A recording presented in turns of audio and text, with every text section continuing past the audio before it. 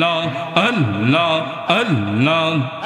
আমরা নবীর প্রেমে পাগল হইয়া আসলাম মাহফিল হইয়া আমরা নবীর প্রেমে পাগল হইয়া আসলাম মুইরাকের জমিন হইয়া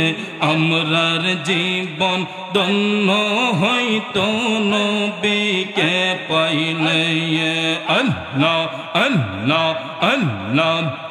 আমরা নবীর প্রেমে পাগল হইয়া আসলাম মাহফিল হইয়া আমরা নবীর প্রেমে পাগল হইয়া আসলাম মাহফিল হইয়া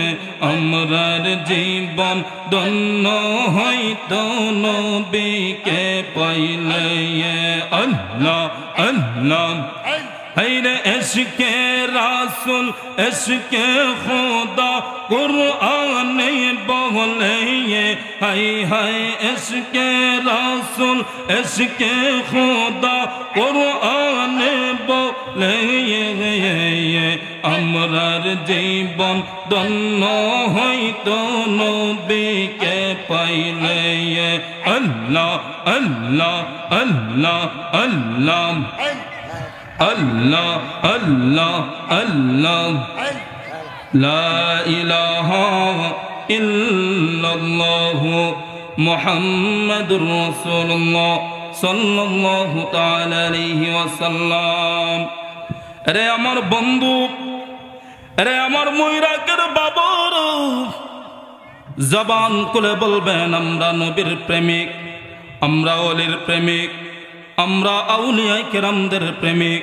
আমরা আল্লাহর বান্দা কথা বলেন ঠিক না বেঠিক এই জন্য যুবক এই দেশের মধ্যে ইসলাম কারান ছেড়ে বাবা আলোচনা শেষ করে দিব যেহেতু আমার পরে প্রধান মেহমান আসছে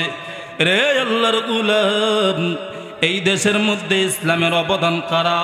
এই দেশের মধ্যে হলো ইসলামের অবদান হলো আল্লাহর ওলিরা অস্বীকার করা যাবে অস্বীকার করা যাবে না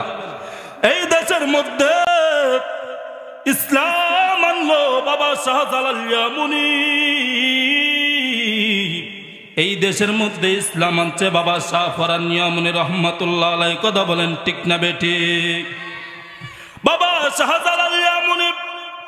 একদিন সফরের মধ্যে যাইবে রে বাবা শাহ ফরানের কাছে বললেন এরে শাহ ফরান বাগিনা আমি যাব আজমিরের ময়দানে কয়েকদিনের জন্য সফরে আমার শোকের দুইটা কবুতর আছে সংক্ষিপ্তভাবে বলতাছে রে বাবা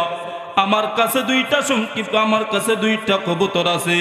এই দুইটা কবুতর আমি বাগিনা তোমার কাছে আমানত দিয়ে যাব সুবহানাল্লাহ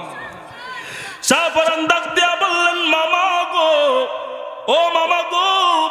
আপনি চিন্তা করবেন না আপনি টেনশন মুক্ত হয়ে আপনি আজমির ময়দানে যান আপনার কবুতর আপনি পাবেন বাবা শাহজালাল ইয়ামুনি রহমাতুল্লাহ আলাইহি এই কবুতরগুলা রাখিয়া আজমির ময়দানে 7 দিনের জন্য সফর গেলেন আবার সফর শেষ করিয়া বাগনারে ডাক দিয়া বললেন রে বাগিনা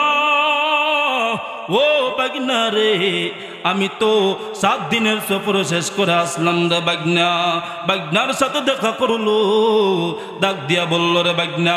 আমার কবুতরগুলা কই আমার কবুতরগুলা দিয়ে দাও শোকের কবুতর বাবা শাহ ফরান ইয়ামুনি রহমাতুল্লাহ আলাইহি সুন্দর সুন্দর তাজা কবুতর দেখলে জিহ্বা মানায় নাকি এই সুন্দর সুন্দর তাজা কবুতর বাবা শাহ ফরান খতম করে ফেলছে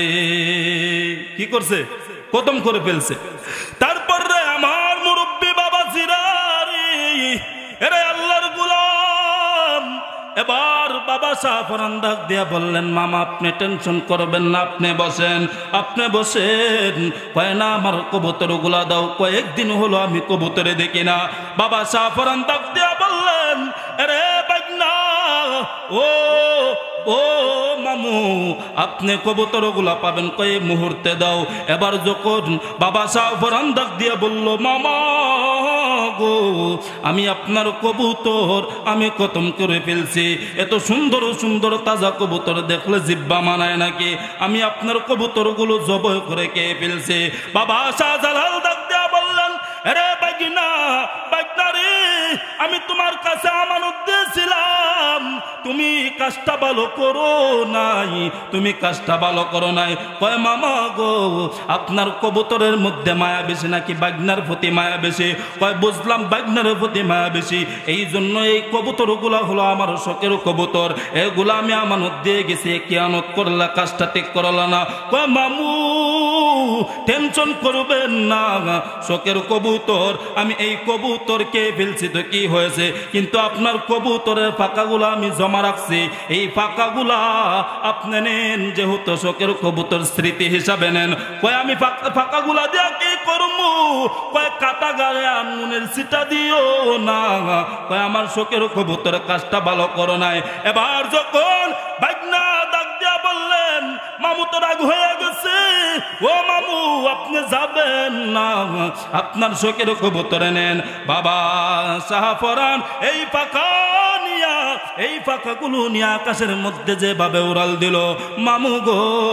আপনি মাথাগুলো, আপনার মাথাটা উত্তোলন করেন। বাবা শাহফরান পাখাগুলো নিয়ে মুরাকাবার মধ্যে গেল, মুজাহাদার মধ্যে গেল, মুজাহাদার হালত তৈয়ার করলো। যেই মাত্র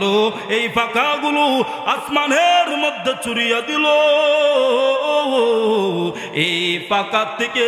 জোড়া জোড়া কবুতর বাহির হইয়া উড়াল দিছে। সুবহানাল্লাহ। তারে মাটিও কায় না, জমেও সহে না গো, দয়াল মুর্শিদ বিনে, কথা বলেন ঠিক কিনা? এই জন্য বাবা আলোচনা আমি এখানেই শেষ করে দিলাম, যেহেতু আমার ভাই চলে আসছে মাওলানা হাফেজ দুলাল আহমেদ, দুলাল ইসলাম বিন নুরি সাহেব এই মুহূর্তে আপনাদের সম্মুখে আলোচনা করবেন। সময় সংকীর্ণতার কারণে আলোচনা করতে পারছি না, তো যাই হোক যতটুকু আলোচনা করছি, যদি আমার আলোচনা যদি কেউ কষ্ট পেয়ে থাকেন আপনারা ক্ষমার দৃষ্টিতে দেখবেন। আল্লাহ পাক যেন আজকের মাহফিলটাকে কবুল করো, সবাই বলে আমিন।